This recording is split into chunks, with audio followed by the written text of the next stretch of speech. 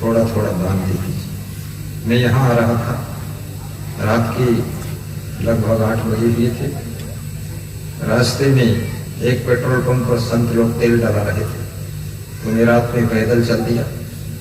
1 kilometre लगभग गया तो एक स्त्री बैठी आटा मार रही थी और उसका पति मूंगफली की दुकान पर बेच रहा था।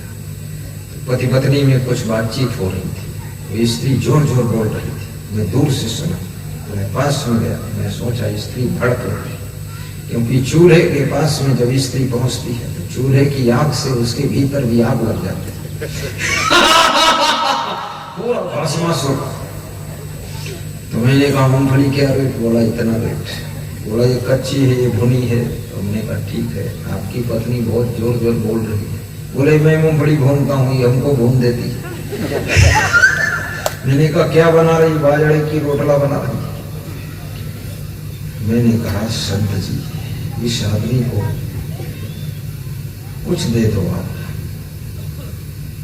तुमने कहा यहाँ तुम यहीं रहते हो? बोले आम का बगीचा है, इसको बचाता भी हूँ, मूंगफली भी बेचता हूँ, यहीं पति पत्नी रह लेते हैं और कभी कोई झगड़ा भी हो जाता, दोनों झगड़ा भी यहीं कर लेते हैं। तुमने कहा झगड़ा हो रहा था? बोले हो रहा था, लेकिन तुम आ गए तो बंद हो गया। हमने कहा झगड़ा मत किया करो, लो ये मोबाइल में प्रवचन सुना करो और तुमको हम 50 रुपये जो है प्रोत्साहन पुरस्कार देते हैं। बोली मूंगफली ले लो। तुमको मूंगफली नहीं लेना, न छिलका लेना, लेकिन दोनों प्रेम से रहा करो। बोले तो 50 रुपया क्यों दिया? तो चाय पी लो, रोटी खा लो बाजरे की। तो हमने कहा नहीं, खाऊंगा नहीं, छूंगा नहीं और चाय कभी पीता ही नहीं। ये इसलिए दिया हूं क्योंकि तुम दोनों प्रेम से रहा करो, इसलिए दिया। बोला मुझे जिंदगी में फ्री में तो कोई दिया ही नहीं, केवल यही संत देगा और कोई नहीं देगा। खुश हो गया। पत्नी भी उठ करके दौड़कर खड़ी हो गई हाथ जोड़कर। पति ने कहा अरे देखत का है, जा पाँव छू लो, पाँव छू गुरु जी के। अब उसके हाथ में आटा लगा था, लेसन रबड़ी जैसा। तो हमने कहा अब हमारे भी लगा देगी। तो हमने कहा बहन जी दूर से ही, दूर से। बोले दूर से क्या छू लेती है? तुमने आना, फिर हमको पैर धोना पड़ेगा, नहीं तो कपड़े में। तो बोले कि धन्य हो गुरु जी, आपको टीवी में मैंने देखा है बहुत पहले कभी, लेकिन आज आप मेरी दुकान पर कैसे आ गए रात में अकेले?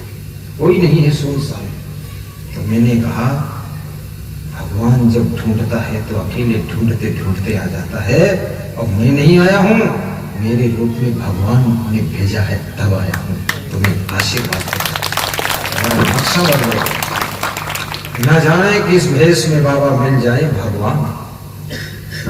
ये मत सोचना हो सकता है तुमको माता पिता के रूप में भगवान मिले हो, सास ससुर के रूप में हो सकता भगवान मिले हो सकता पोता पोती के रूप में कृष्ण कन्हैया बाल गोपाल मिले हो। इसलिए सबके साथ में प्रेम का व्यवहार करना, ताकि ना जाने किस जिंदगी की डगर में भगवान से भेंट हो जाए और जिंदगी धन्य हो जाए। साहिब बंद की बोलो, प्रणामी। यहाँ प्रणामी मत है ना? प्रणामी मत को धन्यवाद देता, उनको भी प्रणाम करता। और ये गांव के लोगों की ओर से जो गौशाला संचालित हो रही है, आप लोग धन्य हो, बहुत अच्छी गायों की सेवा कर रहे हो। आपकी गौशाला बहुत अच्छी चलेगी। गांव के लोग मिलजुल करके गायों की सेवा करना, ग्राम ग्राम गौ ग्राम बनाकर भारत का उत्थान करें। इस फार्मूले को याद रखना। गौ माता की सेवा से सुख शांति उन्नति संपत्ति का विकास होता है, कभी दुख नहीं आता है। तो मैं आपको दो कहानी सुना, दोनों अधूरी रह गई, फट से निपटा देता हूँ बस 2 मिनट में। देव ऋषि नारद देवराज इंद्र सरोवर के किनारे बैठे, तब तक एक विमान उतरता है। विमान से एक सुंदर कन्या बाहर निकल कर आती है। देव ऋषि नारद पहुंचते हैं, हे देवराज इंद्र ये कौन है? इंद्र ने कहा तुम जाओ देखो, पूछो, तुम संत हो, तुम पूछ सकते हो। नारद जी ने पूछा आप कौन है? मेरा परिचय जानना चाहते हो? मैं रंभा हूँ, जगदम्बा हूँ, अम्मा हूँ, मैं लक्ष्मी हूँ। मैं जहाँ रहती हूँ वहाँ धन धान्य पूर्ण रहता है। तो कहाँ से आई हो? मैं दैत्यों के यहाँ, उनको त्याग कर चली आई। अब कहाँ जाओगी? जहां मेरे अनुकूल वातावरण होगा वहां जाऊंगा। दैत्यों को क्यों छोड़ दिया तुमने? उनके घर में गंदगी बहुत रहती है, कपड़े गंदे पहने जाते हैं, उनके घर की स्त्रियां जूठी उंगलियों से घी निकाल कर खाती हैं, उनके घर में मेहमानों का आदर नहीं होता है, बच्चों को बहुत पिटाई होती है और उनके घर की स्त्रियां गंदगी बहुत फैलाती हैं। उस घर के पुरुष लोग अपनी स्त्रियों को मारते पीटते हैं। इसलिए लक्ष्मी हूं मैं, लक्ष्मी रंभा हूं मैं, उनके घर को छोड़कर चली आई हूं। सब दैत्य गरीब हो जाएंगे, दुखी हो जाएंगे। मैं जहां रहती हूं वहीं सुख संपत्ति रहती है। देवराज इंद्र आगे बढ़ते हैं और कहते हैं, हे रंभा तुम मेरे यहाँ चलो इंद्रलोक में। नहीं, तुम्हारे यहाँ नहीं जा सकते, क्योंकि तुम्हारी में संयम नहीं है, तुम्हारा मन चंचल है, इंद्रियां चंचल है। जिनका मन चंचल होता है वहां पर मैं नहीं रहती। नारद जी ने कहा तो कहां जाऊंगी? लक्ष्मी जी मुस्कुराती कहते, मैं अपने विष्णु भगवान के पास अब जाऊंगी। और विष्णु भगवान की जो भक्ति करेंगे, जो गुरु की भक्ति करेंगे, उनके पास जाऊंगी। और जहां मैं रहूंगी वहां शांति भी रहेगी, संपत्ति भी रहेगी, उन्नति भी रहेगी, सुख भी रहेगा। इसलिए याद रखना, भक्ति कीजिए, भक्ति की शक्ति से लक्ष्मी भी आती है।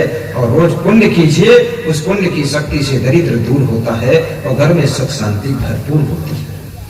ये कहानी पंचम स्कंद महाभारत। दूसरी कथा में सुना रहा था, एक गधे की कथा थी।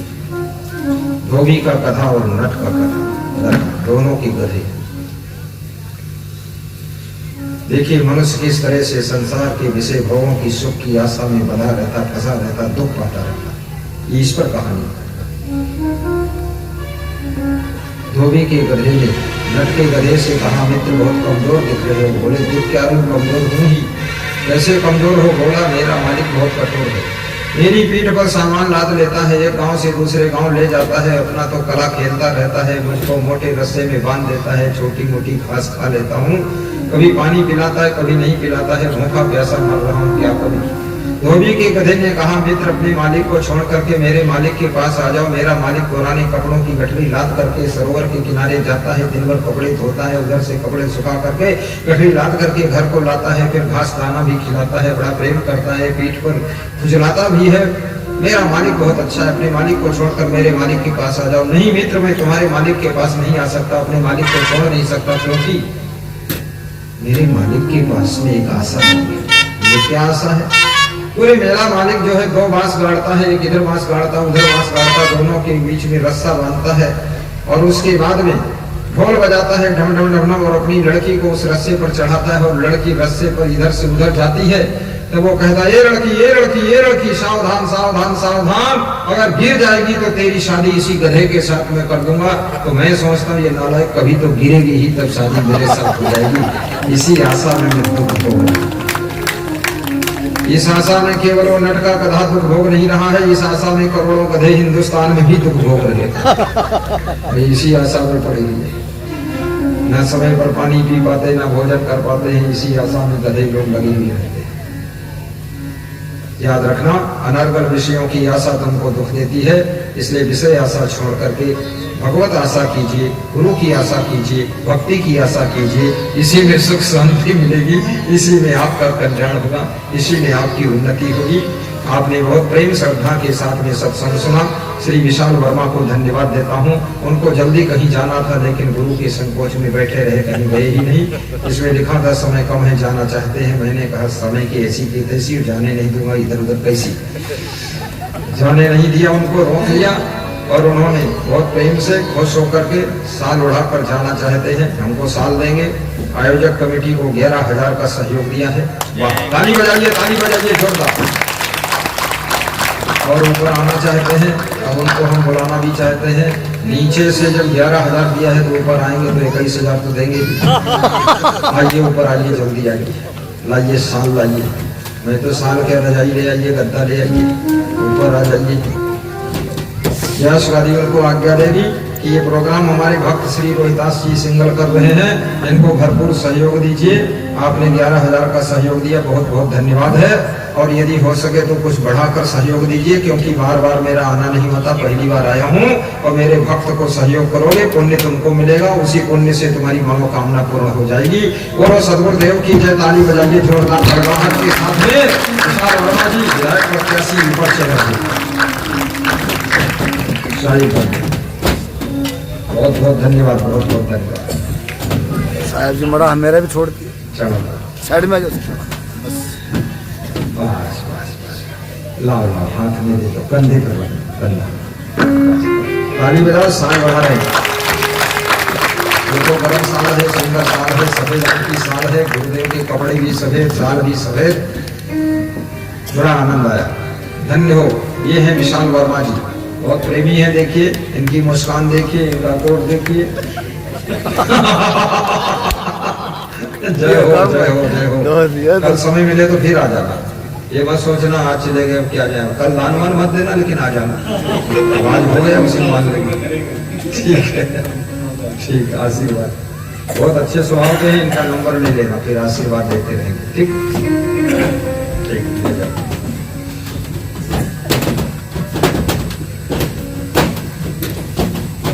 जगत के झाड़ झोंकों से ये नैया डिग नहीं सकती, जगत के झाड़ झोंकों से ये नैया डिग नहीं सकती, ये नैया डिग नहीं सकती, ये नैया डिग नहीं सकती।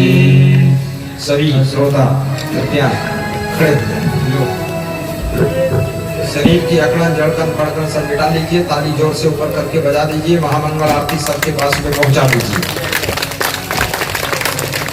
आज सिरसा भूना गांव का सत्संग सुन करके बिहार सुपौल जिला से अनीता देवी अरविंद कुमार जी ने 1100 रुपए की दक्षिणा गुरु जी के लिए भेजा है। देखिए आज के सत्संग से खुश हुए, बिहार से दान आया। मनोज सिंह गंगा बिहार दिल्ली से 1551 की राशि नित्य दान करते हैं, वो नित्य दान आज भेजा है। अजीत कुमार यादव धारूपुर प्रतापगढ़ उत्तर प्रदेश 501 की राशि गुरु की दक्षिणा के लिए आज भेजा है। महेंद्र कुमार पूनम देवी नवाडी बोकारो झारखंड, ये हमेशा दान भेजते हैं 1100 रुपये दक्षिणा। आज इनको अच्छा लगा सत्संग इसलिए भेजा। आज बोल रहे हैं बड़ी स्पीड से गुरु जी ने सुनाया, बिल्कुल एक्सप्रेस छोड़ दिया, भड़बड़। अरे हमने कहा इससे तेज चाल में और कल छोड़ दूंगा। श्रीमान मोहित सोलंकी गोसाईगंज कन्नौज उत्तर प्रदेश से 1100 रुपये उज्जैन में आश्रम निर्माण के लिए भेजा है। गणेश कुमार माया देवी शांकवाड़ा डूंगरपुर जिला राजस्थान से 1100 उज्जैन में आश्रम के सहयोग के लिए भेजा है। ताली बजा दो। जिला प्रतापगढ़ उत्तर प्रदेश